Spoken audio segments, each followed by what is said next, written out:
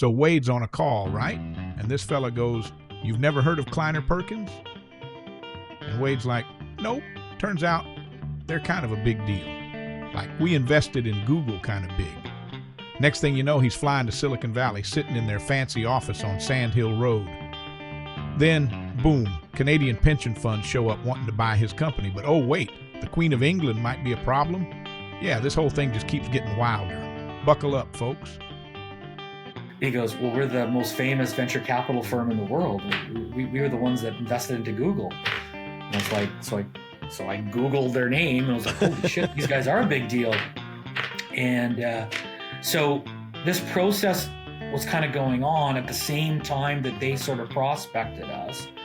And he said, me and my partner, we'd love to, have another call with you. So I had a couple of calls with them, told the guys, they got super excited. They were like, this is a really big deal. Like, we're really shocked that they'd be interested. And then while this was going on, they said, we want you to fly down to Silicon Valley. I was like, oh, I've never been to California. I don't think I've never been to San Francisco. So I fly down there. I go to Kleiner Perkins's, fancy office on famous Sand Hill Road, where, and I get there and I kind of go, oh, okay, well, I meet Brooke. Where's Amol? Oh, Amol's doing something different now.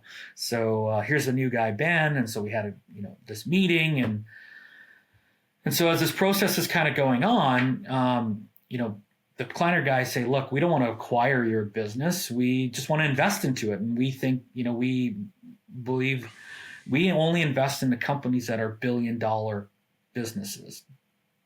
So I was like, okay, well, that's super interesting, I like that number. and so while this process is going on, you'll think this isn't funny. So one of the principals from that Ultima Partners, who I was at those early stages, his name Angus Selby, left Ultima Partners and went to the Canadian Pension Fund. And then I got a phone call, and Angus says, "Wait, Angus here. I haven't talked in a long time. I'm now heading up the Canadian Pension Fund's investment into agriculture. We want to invest 10% of the portfolio into farmland, into Canada. In Canada, compared to the U.S., there are no farmland management groups. So somebody would go find the farmers, find the land. Look, he goes, so we need to create one. So we think we want to buy Farmers Edge.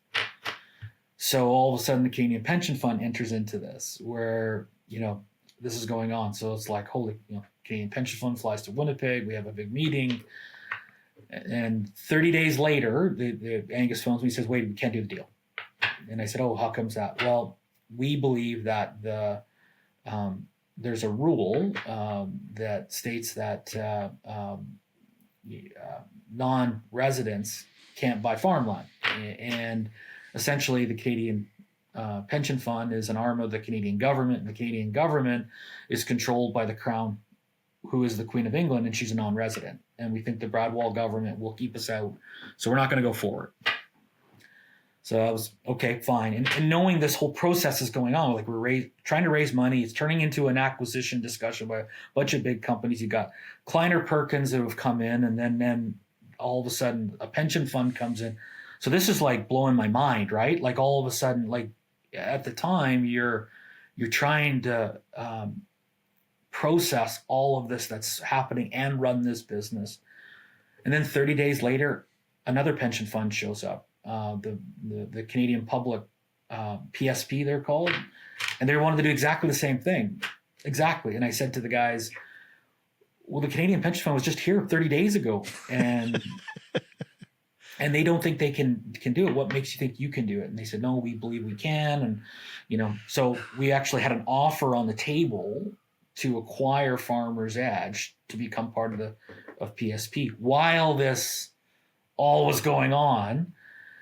And and I was trying to figure out, like, okay, are we going to be a technology company? Are we going to be a agronomy company? Are we going to be a farm management company?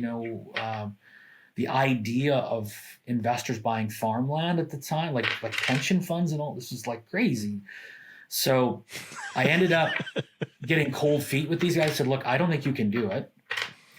So I ended up turning that deal down, which was a good thing because they weren't able to do it. And then PSP now is the largest farmland owner in Australia. So they all went to Australia. Wow. But this was all happening at the same time. So 2 pension funds that showed interest to acquire the company. We started as a process to raise some more capital. I've got the largest venture capital group in the world knocking on our doors. Then, Mitsui Corporation, the largest trading house in Japan, now is at the door. Were you sleeping? Well, so it gets even kind of crazier.